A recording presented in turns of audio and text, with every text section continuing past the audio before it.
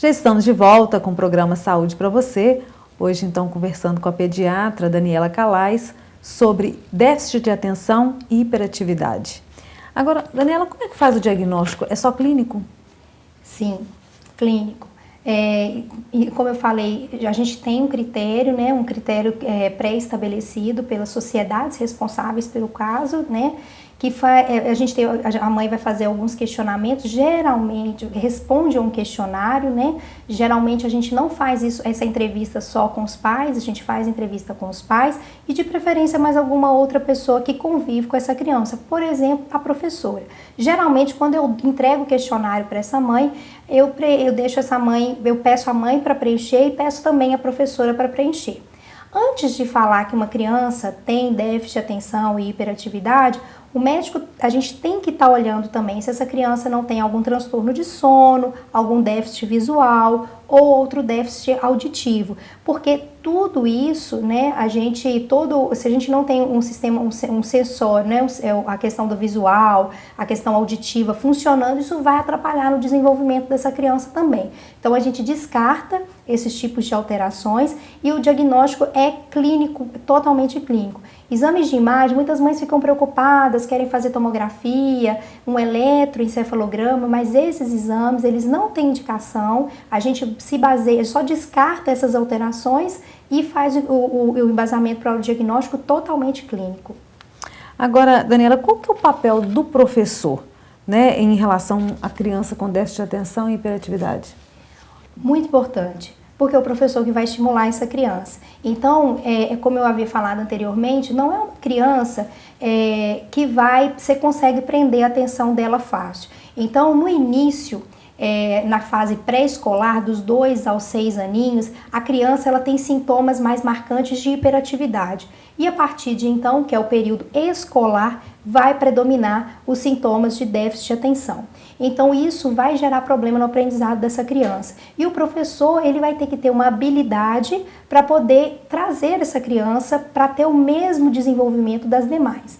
Existem crianças que têm déficit de atenção que têm o QI também alterado, um pouquinho abaixo do que seria o normal. Outras têm até o QI um pouco mais elevado. Essas que têm o QI mais elevado, elas até passam em cima dessa dificuldade, que elas têm tanta facilidade de aprender que elas acabam não demonstrando tanto esse déficit de aprendizado que as outras crianças vão ter. Agora, o principal papel desse professor é nesse diferencial, trazer atividades que vai prender a atenção dessa criança para introduzir e deixar essa criança nivelada com as outras crianças da faixa etária dela. Agora, Daniela, a gestação, né, a mãe enquanto grávida, tem alguma relação, pode influenciar nesse tipo de problema do bebê, da criança? Claro, então assim, a mãe tem que fazer um pré-natal muito bem feito, né? Igual eu falei anteriormente, a prematuridade, ela é uma causa é uma situação que pode levar essa criança que já tem uma predisposição genética a manifestar a doença. Para uma criança não nascer prematura, depende também de um pré-natal bem feito, bem acompanhado, para essa criança ganhar peso adequadamente. Muito importante a questão do fumo, a questão da bebida alcoólica, não fazer a ingestão desses tipos de substâncias, porque além de déficit de atenção, também temos outros problemas que podem estar associados com essas substâncias. Então, assim, a questão do estresse emocional da mãe, tudo isso pode realmente fazer com que essa criança desenvolva a doença, tá? Se principalmente ela tendo alteração genética, aumenta ainda mais a chance dela manifestar a doença. Agora, Daniela, qual que é a importância do tratamento médico, né, para os portadores desse tipo de transtorno?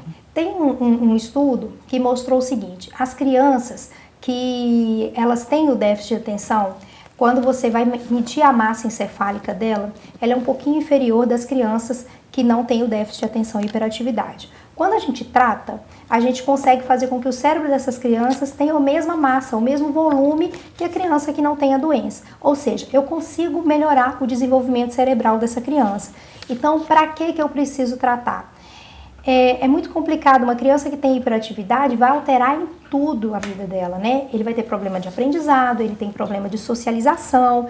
Quando adolescente, uma criança que não aprende bem, que não socializa bem, ela é uma criança que tem o maior risco de fazer abuso de drogas, até porque a gente tem algumas pessoas que, além do déficit de atenção, podem ter outros transtornos de conduta associados, então facilita o índice de adesão de uso de substâncias ilícitas. Então, assim, além de melhorar o desenvolvimento dessa criança, né, para ele ser um adulto sem nenhum tipo de déficit, ele vai fazer com que essa criança tenha também um convívio harmonioso com a família e com outros amigos, e com os familiares e com os próximos dele também.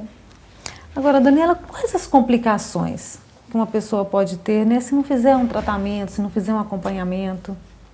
Então, a gente fala muito de déficit de atenção e hiperatividade na criança e esquece que o adulto também vai ter.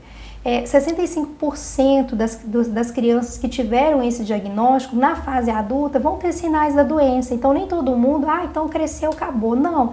Então, assim, se não trata, é aquele adulto que não consegue trabalhar, que não consegue desenvolver suas atividades lúdicas, né, que a gente fala, que é o trabalho, ele não consegue memorizar as coisas, ele não consegue desenvolver bem e ser um profissional independente. Então ele acaba ficando nessa dependência por ele ter essa deficiência no aprendizado dele.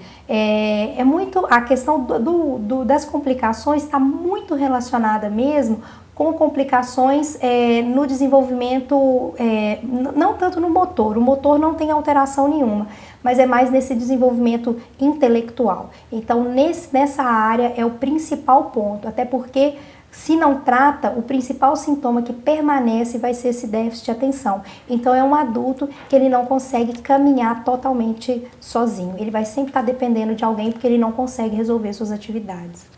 Ok. Tá, então, mais uma dica do programa Saúde para você. Agradeço a sua participação, doutora, no nosso programa. Muito obrigada pelo convite. Ok. Até o próximo programa Saúde para você.